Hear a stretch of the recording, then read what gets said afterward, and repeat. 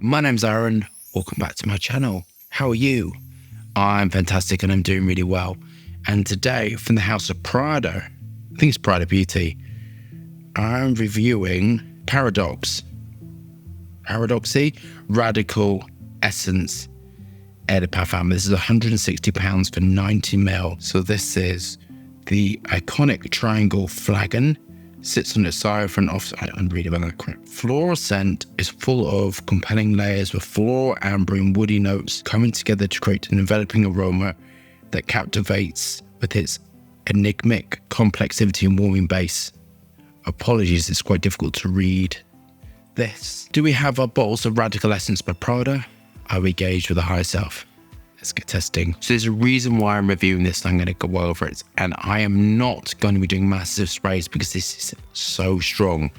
And I tested this on a friend of mine outside of the factory. She was talking about this and she applied it to her skin. And for 2 days after, it was stuck in the concrete and I kept smelling it, which was highly annoying.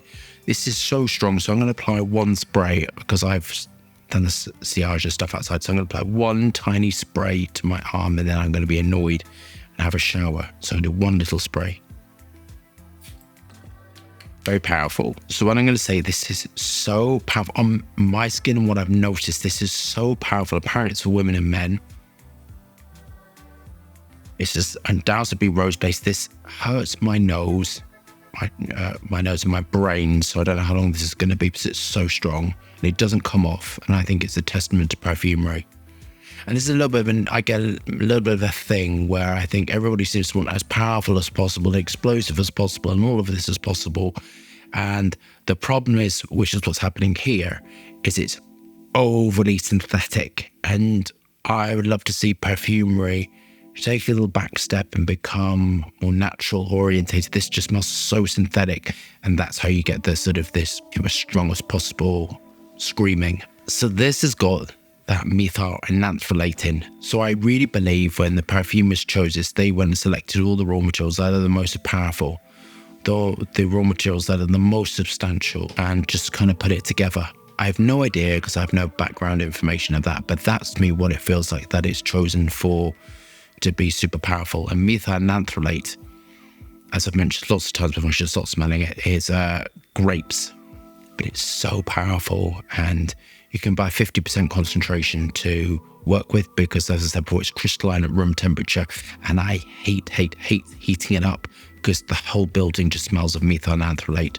So I tend to make a dilution. I don't use it very often, if at all, because I find it a little bit polarizing, but this has been handled beautifully. So this fragrance is, I'm going to try to explain it through the words so I can convey to you the art of perfumery through my words, through the screen, into wherever you're watching this.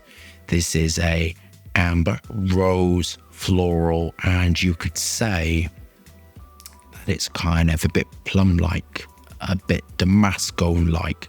So there's a bit of a fruity fragrance. The volume of this is so intense for me. So I think this is a very intense fragrance. DMBCA is a sharper version of DMBCB, and this is within this formula. And DMBCA and DMBCB can be used to give floral, sort of like peony, or rose, or cherry, or when you want redness, like red fruits.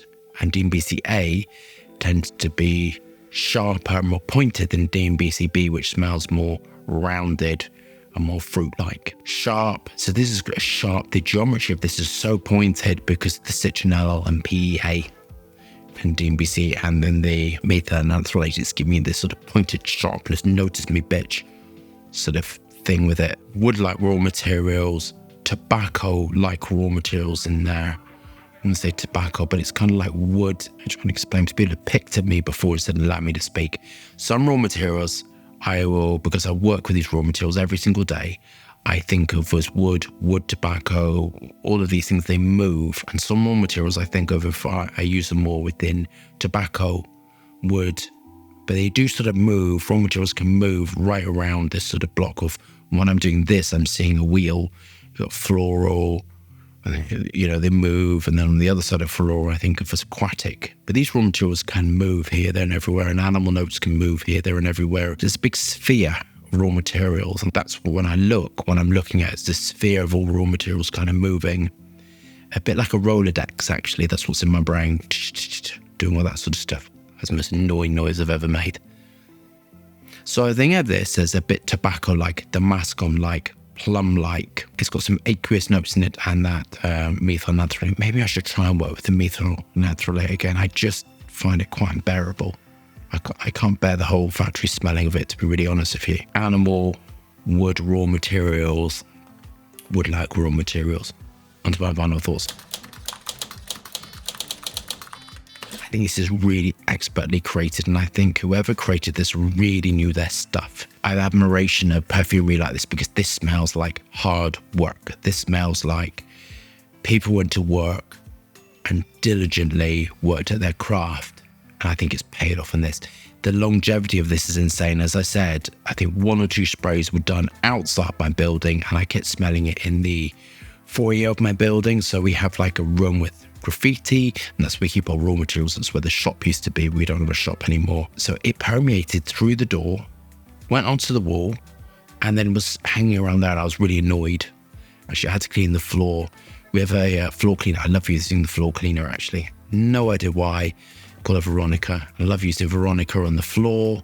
As I was trying to get this out. So it's the substantial is insane, and the longevity is insane, the projection is insane. This is just like a beast, and I think the work that went into this was phenomenal, but it's really not for me. But in this aspect, I really wanted to talk to you about it because I just think the hard work involved in this was phenomenal, and I really sometimes, even if I don't like it, I really can appreciate the hard work in this. So in this aspect, I don't like it at all, because as I said, I was cleaning the floor with Veronica and kind of spraying the outside of the walls with alcohol, and it just didn't come off. Not for me at all, but the work involved in it is really colossal. I think this is excellent perfumery, and I think it's really, really excellent. So in all of these aspects, I'm going to mark it an 8 out of 10 because I think it's excellent, but absolutely not for me, and I'm desperate to wash this off because I don't like it. But there you go. So I hope you loved that review. Thumbs up and subscribe for more fascinating, interesting content, lots of moving hands, and lots of fragrance views. I was saying safe and well. See you soon.